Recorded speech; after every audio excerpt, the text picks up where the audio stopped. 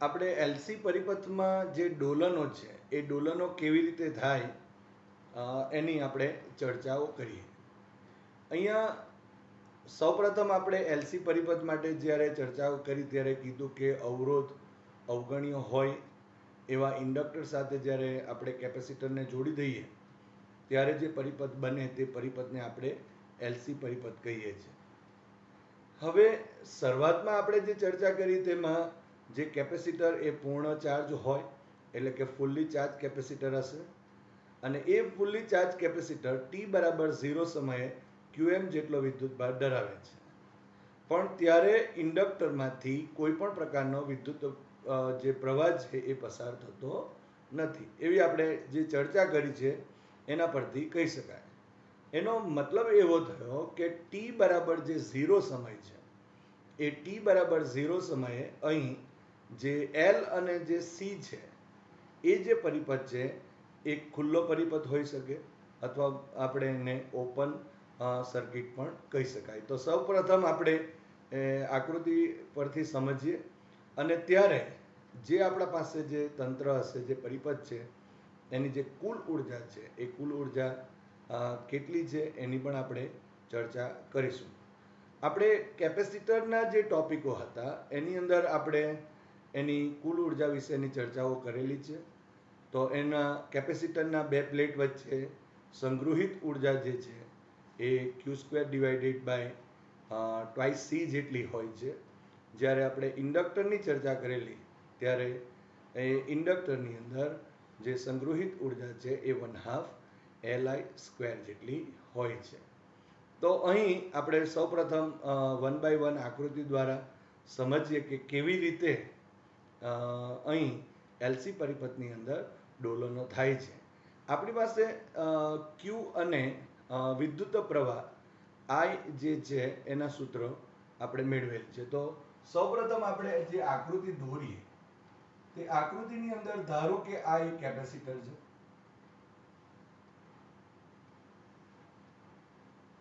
અને આ કેપેસિટરમાં એક ઇન્ડક્ટર પણ જોડી દઈએ. પરંતુ અત્યારે જો આપણે કહીએ તો આ જે આપણા પાસે ઇન્ડક્ટર છે એ ઓપન છે એટલે કે પરિપથ સંપૂર્ણ નથી. ધારો કે અહીં આપણે પ્લસ અહીં માઇનસ લખી દઈએ પરંતુ અહીં વિદ્યુત પ્રવાહ I 0 થશે. અહીં L અને અહીં C થશે. અને આપણે જાણીએ છીએ કે જો ધારો કે અહીં આપણે પ્લસ પ્લસ લખી દઈએ અહીં માઇનસ માઇનસ લખી દઈએ તો અહીં વિદ્યુત ક્ષેત્રની જે દિશા છે એ પોઝિટિવ ટુ નેગેટિવ થશે. અને એના લીધે આપણે જે અત્યારે આ જે પરિસ્થિતિઓ આપણે અત્યારે શરૂઆતની જે પરિસ્થિતિ છે એની વાત કરી રહ્યા છે એટલે કે t બરાબર 0 સમયે આપણે જો q લખવો હોય તો એ q QM જેટલો છે અને ત્યારે આપણે I 0 થશે. એટલે કે અત્યારે આ જે કેપેસિટર છે એ સંપૂર્ણ ચાર્જ છે પરંતુ આ ઇન્ડક્ટરમાંથી કોઈ પણ પ્રકારનો વિદ્યુત પ્રવાહ પસાર થતો નથી. એનો મતલબ એમ થયો કે આ જે કેપેસિટર છે એ કેપેસિટર માં સંગ્રહિત તો કેપેસિટર માં સંગ્રહિત વિદ્યુત ઉર્જા કહીએ તો વિદ્યુત ઉર્જા એને આપણે UE કહીશું ઇઝ ઇક્વલ ટુ અહીં Q² divided by twice C મુજબ જો આપણે વાતો કરીએ તો અહીં તો Q is equal to QM છે માટે UE is equal to QM² divided by twice C થશે. તો આટલી વિદ્યુત ઉર્જા આપણને મળે છે. પરંતુ આપણે જો અહીં ચુંબકીય ઉર્જા જે UB ઇઝ ઇક્વલ ટુ લખીશું તો અહીં 0 થશે. તો અહીં લખવું હોય તો લખી શકાય ઇન્ડક્ટરમાં સંગ્રહિત ચુંબકીય ઉર્જા UB ઇઝ ઇક્વલ ટુ 0. એટલે કે અત્યારે જો આપણે કહીએ તો UE is equal to QM² divided by twice C અને જે ચુંબકીય ઉર્જા ઇન્ડક્ટરમાં સંગ્રહિત ઉર્જા એ UB ઇઝ ઇક્વલ ટુ 0 થશે. માટે પરિપથમાં કુલ ઊર્જા જો કહીએ તો કુલ ઊર્જા અહીં U is equal to UE plus UB લખી શકાય.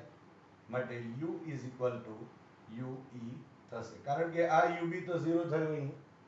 માટે U is equal to QM square divided by pi c થશે. તો આ જે ઊર્જા જે છે એ ઊર્જા એ શરૂઆતની અંદર એટલે કે t બરાબર 0 સમયે હશે કે જે QM square divided by pi c થશે. હવે થોડાક આગળ જઈએ તો આપણે કીધું તે પ્રમાણે કે t બરાબર t સમયે એટલે કે થોડાક સમય પછી t બરાબર t સમયે આ જે કેપેસિટર છે હવે આને જોડી દઈએ તો એના લીધે જે આકૃતિ બનશે એ આકૃતિ આ રીતે બનશે. બીજી આકૃતિ આપણે અહીં બતાવી દઈએ તો આ કેપેસિટર થયું.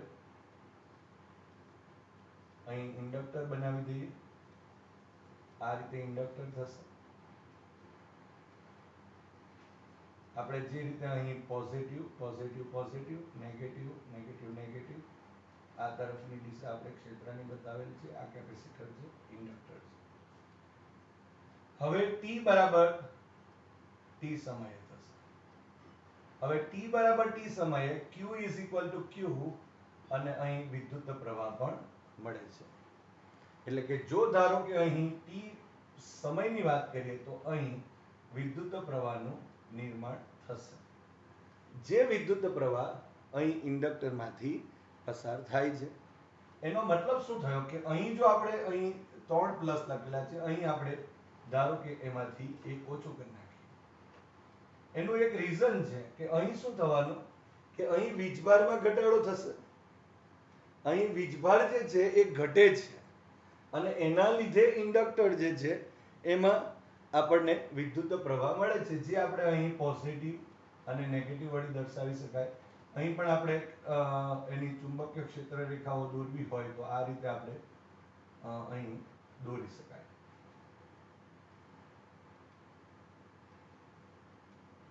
તો આ રીતે આપણે એની ચુંબકીય ક્ષેત્ર રેખા દોરી શકાય. તો ફરી એકવાર આપણે અહીં જો જોઈએ તો t is equal to t સમયે જે q છે એ q થશે.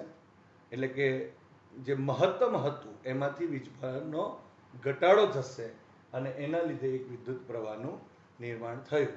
એનો મતલબ કે હવે અહીં ચાર્જ ઘટે છે અને અહીં વિદ્યુત પ્રવાહ મળે છે.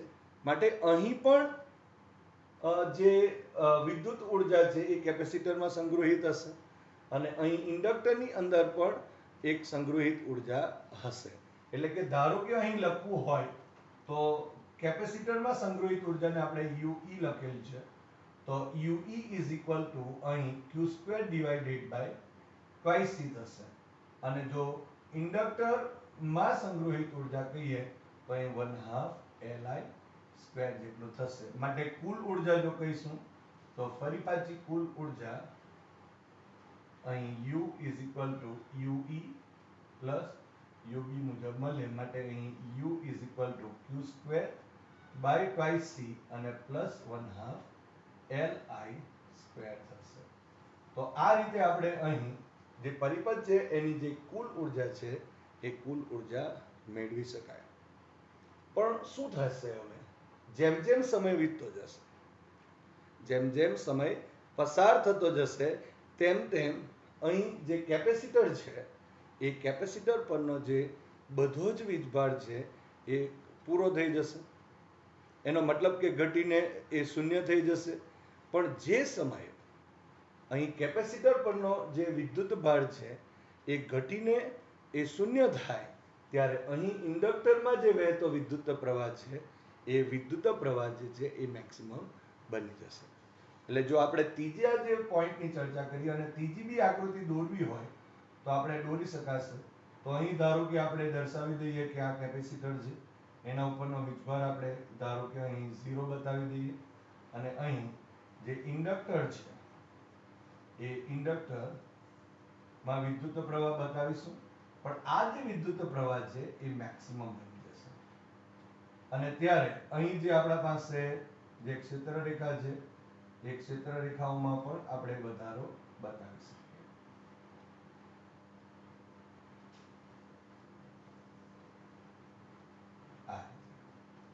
એટલે કે અહીં હવે કેપેસિટર ફૂલ્લી ડિસ્ચાર્જ થઈ ગયું એમ કહેવાશે, પણ એના લીધે જે પ્રવાહ જે છે એ પ્રવાહનું જે મૂલ્ય છે એ મહત્તમ થશે.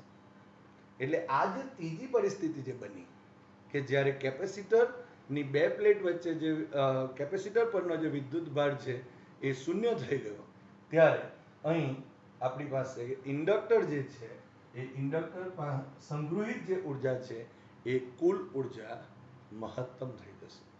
એટલે જો અહીં આપણે એને દર્શાવીએ તો આ રીતે આપણે લખી શકાય કે અહીં જો you E is equal to 0 થઈ જશે અને UB is equal to 1/2 L I square સૂત્ર મુજબ જો લખીએ તો સૂત્ર પરથી અહીં I is equal to આપણે લખવું હોય તો લખી શકાય IM થશે. હવે UB is equal to 1/2 L IM square થશે. એટલે કે અહીં જે ઇન્ડક્ટર છે એ ઇન્ડક્ટરમાં સંગ્રહિત ઉર્જા એ મહત્તમ 1/2 L IM સ્ક્વેર જેટલી થઈ જશે અને જે UE છે એટલે કુલ ઉર્જા જો કહીએ આપણે તો કુલ ઉર્જા U is equal to UE plus UB થયું, જ્યાં UE is equal to તો 0 થશે, માટે U is equal to અહીં UB લખીએ so U is equal to 1/2 L IM square થશે. એટલે કે આ જે સ્થિતિ છે એ સ્થિતિમાં અહીં જે ઇન્ડક્ટરમાં સંગ્રહિત ઉર્જા મેક્સિમમ થઈ જશે. તો આ રીતે અહીં હવે મેક્સિમમ થયું. સમય તો એની રીતે પસાર થાય જ છે અને સમય પસાર થતા આ કઈ સ્થિતિમાં, આ ક્યારે આ મહત્તમ થાય કે જ્યારે વીજભારનું મૂલ્ય અહીં શૂન્ય થયું, એટલે કે અહીં વીજભાર શૂન્ય થાય છે ત્યારે આ મહત્તમ થશે. જો આપણે એ જો નક્કી કરવું હોય કે એ ક્યારે થાય, કયા સમયે થાય, તો આપણે અહીં વિદ્યુત ભારનું સૂત્ર લખી દઈએ તો Q is equal to Qm અને cos omega 0t છે. ઓકે, અને I નું સૂત્ર પણ આપણી પાસે છે તો I is equal to અહીં Im sin omega 0t જેવું છે. તો સૌપ્રથમ આપણે જો અહીં વીજભારની વાતો કરીએ તો જ્યારે T is equal to અહીં T/4 થશે, બરાબર, એટલે કે એક આવર્તકાળના સમયગાળાનો જે ચોથો ભાગ એ જો T બરાબર આપણા પાસે T/4 સમયે જો આપણે વિચારીએ તો અહીં તમે જોઈ શકો છો Q ની કિંમતમાં લખીએ તો is equal to Qm into cos omega 0t, જ્યાં t ની કિંમત આપણે મૂકી દઈએ કે અહીં into T/4. પણ અહીં જો આપણે t is equal to લખવું હોય તો t is equal to 2 pi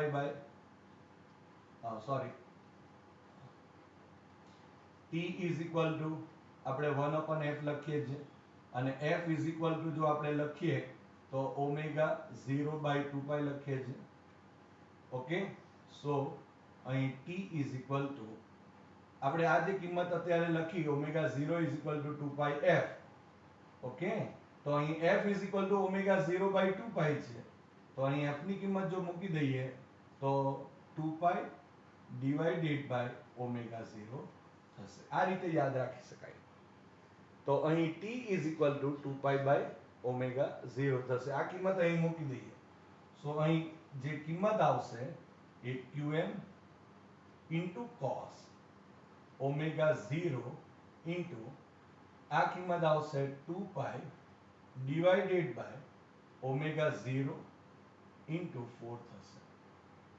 okay, તો આ અને આ omega 0 કેન્સલ થયો, અહીંયા 2 2 4 થશે, માટે Qm is equal to Qm આપણે લખી દઈએ તો qm cos pi by 2 થયું.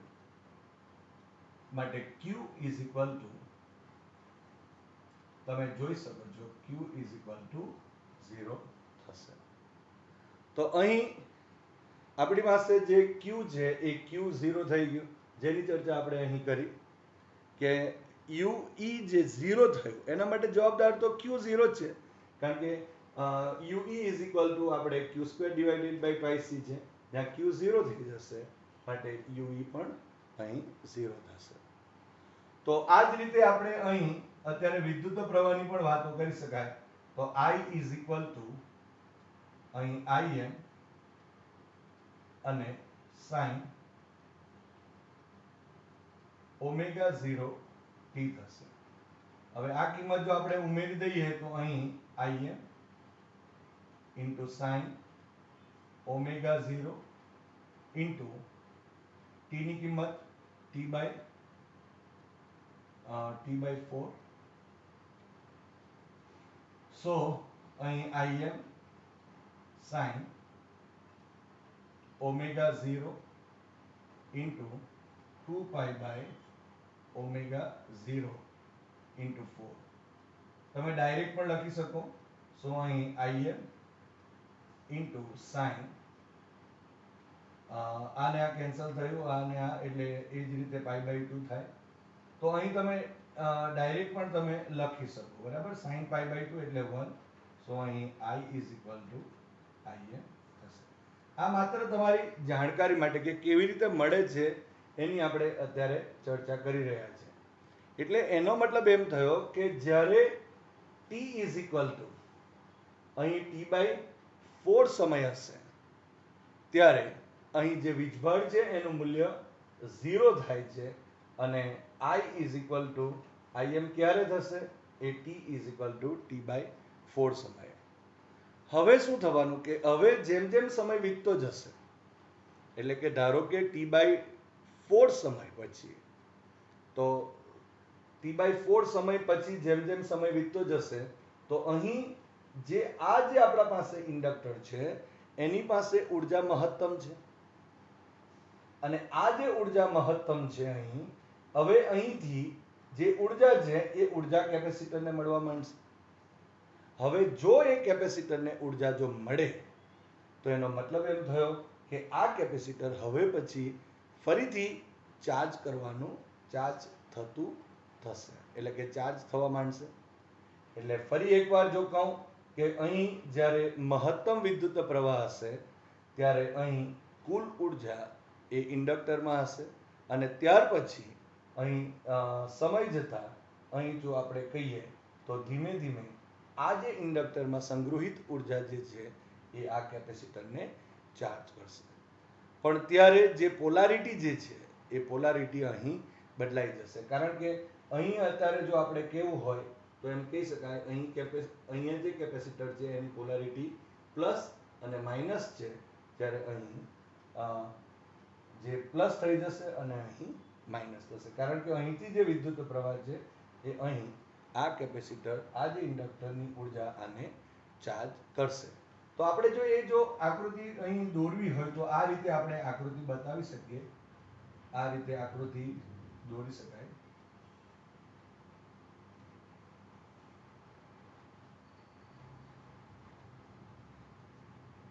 એટલે અહીં જો આપણે કહીએ તો પ્લસ પ્લસ પ્લસ થશે, એટલે પહેલા શરૂઆતમાં તો થોડું ઓછું ચાર્જ થયું હોય, એટલે હવે આ રીતે આકૃતિ આવશે, અને અહીં જે ક્ષેત્ર રેખાઓ છે એ ક્ષેત્ર રેખાઓમાં પણ અહીં ઘટાડો થઈ જશે.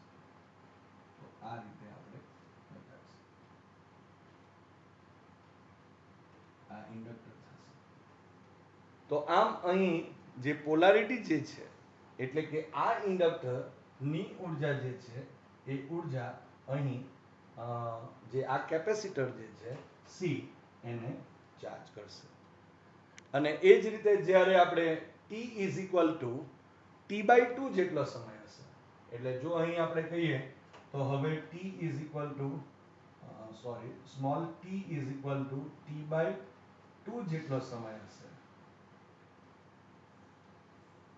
આ જે સમય હશે ત્યારે જે કેપેસિટર જે છે અહીં ફૂલ્લી ચાર્જ થઈ જશે અને ત્યારે આ જે ઇન્ડક્ટર છે એમાં વિદ્યુત પ્રવાહ શૂન્ય થઈ જશે.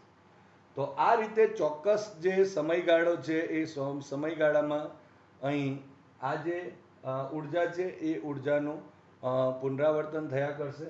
તમે અહીં જો આપણે Q ઇઝ ઇક્વલ ટુ જો ધારો કે અહીં T/2 મૂકી દઈએ તો અહીં T/2 થશે. જો T/2 થયું તો અહીં 2π/ω0 તો આવશે, અહીં 2 થયું એટલે 2 અને 2 અહીં કેન્સલ આઉટ થશે. એટલે 2 ને 2 જો કેન્સલ આઉટ થશે તો અહીં રહી જશે cos π અને જો cos π એટલે અહીં -1 થશે અને અહીં -qm જેટલું થશે જ્યારે t બરાબર જો T/2 મૂકીએ તો. અને એ જ પ્રમાણે આ સૂત્રમાં જો એ કિંમત મૂકીએ તો -qm², એટલે કે -qm² નો મતલબ qm² જ થશે અને ડિવાઇડેડ બાય ટ્વાઇસ થયું. તો આ ઉર્જા અહીં કેવી થઈ ગઈ? મહત્તમ થઈ ગઈ. જે શરૂઆતમાં જે ઉર્જા હતી એ શરૂઆતની જેટલી જ ઉર્જા થશે. ક્યારે?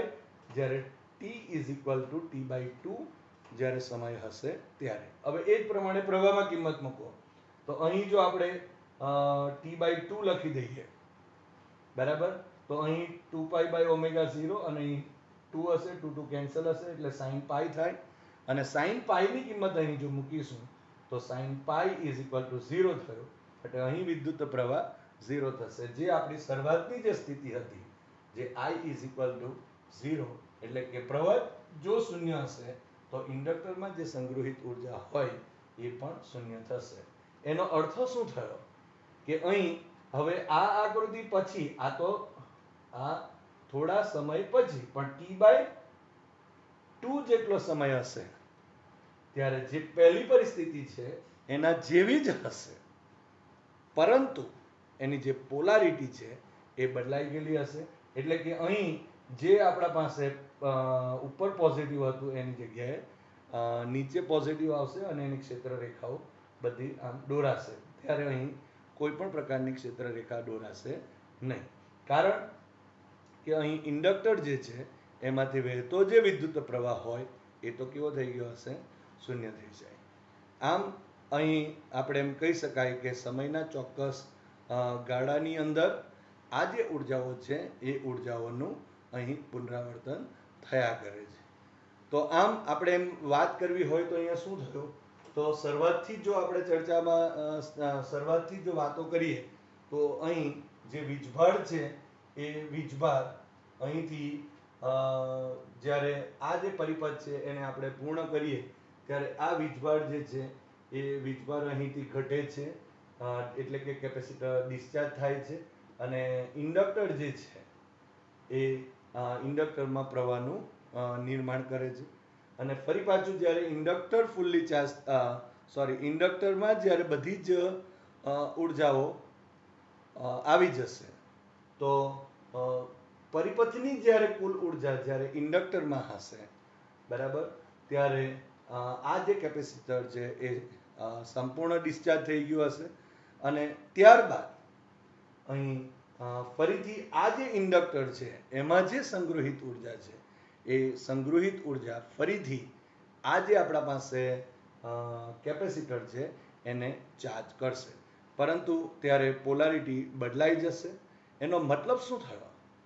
એનો મતલબ એવો થયો કે જે કેપેસિટર પરનો જે વીજભાર છે એ વીજભાર આ ઇન્ડક્ટરને લીધે અથવા તો ઇન્ડક્ટર થકી અહીં ડોલનો કરે છે એમ કહી શકાય બરાબર, અથવા તો ઉર્જાનું અહીં ડોલન થાય છે, એક પરથી બીજા ઉપર ઉર્જા જાય છે એમ આપણે અહીં કહી શકાય. તો આ રીતે અહીં ઇન્ડક્ટર થકી જે વીજભાર છે એ વીજભારનું ડોલન થતું હોવાથી અહીં એને આપણે એલસી પરિપથના ડોલનો કહેવામાં આવે છે. તો આ રીતે અહીં આપણે એલસી જે પરિપથ છે એના ડોલનો કેવી રીતે થાય એની આપણે ચર્ચા કરી શકાય. આ જે થિયરી છે એ થિયરી ઘણી જ અગત્યની થિયરી છે. આ થિયરી ઉપર આધારિત દાખલા બી આવે છે, અને સાથે સાથે જો આપણે કહીએ તો આ થિયરી આપણને મોટા ક્વેશ્ચન્સની અંદર પણ આવી શકે. આમ આપણે જોવા જઈએ તો આ જે થિયરી છે એના આપણે 3 ભાગ જેવા કરેલા છે. પહેલો પોઈન્ટ તો આપણે જોયો કે એલસી પરિપથ એટલે શું. ત્યાર પછી એલસી પરિપથ માટેનું જે વિકલ સમીકરણ એ પણ 2 માર્ક્સમાં આવી શકે છે. ત્યાર પછી વિકલ સમીકરણનો જે ઉકેલ છે, એટલે કે આપણે જે ક્યુનું સૂત્ર મેળવેલ હતું તે, અને સાથે સાથે પ્રવાહનું સમીકરણ, તો એ પણ 2 માર્ક્સના આવી શકે. અને જો કમ્બાઈન જો હોય તો કદાચ એ 4 માર્ક્સમાં પણ આવી શકે. ત્યારબાદ 2 માર્ક્સમાં પૂછી શકાય એવી આ પણ એક થિયરી કહી શકાય કે એલસી પરિપથ જે છે એના ડોલનો કેવી રીતે થાય છે તે સમજાવો, તો એ પણ 2 માર્ક્સનો સવાલ જે છે તે આવી શકે. એટલે અહીં આપણે છેલ્લે એમ કહી શકાય કે એલસી પરિપથમાં જે કેપેસિટર છે એ કેપેસિટર પરનો જે વીજભાર છે એ ઇન્ડક્ટર થકી અથવા તો ઇન્ડક્ટરના લીધે ડોલનો કરે છે. બરાબર. જે કેપેસિટરની 2 પ્લેટ વચ્ચે જે ડોલનો કરે છે, તો એ જે ડોલનો છે એને આપણે એલસી પરિપથના ડોલનો કહીશું. તો આ રીતે આપણે જે એલસી પરિપથના ડોલનો વિશેની ચર્ચા વિસ્તારથી કરી. ઓકે.